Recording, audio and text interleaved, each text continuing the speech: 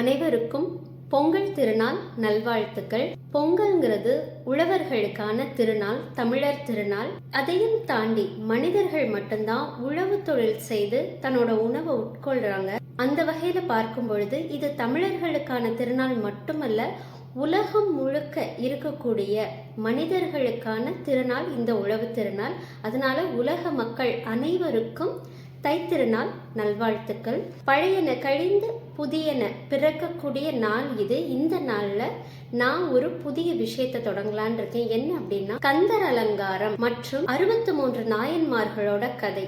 இதை உங்களுக்கு இனி வரும் காலங்கள்ல சொல்லலாம் அப்படின்னு ஒரு முன்னெடுப்பு எடுக்க போறேன்.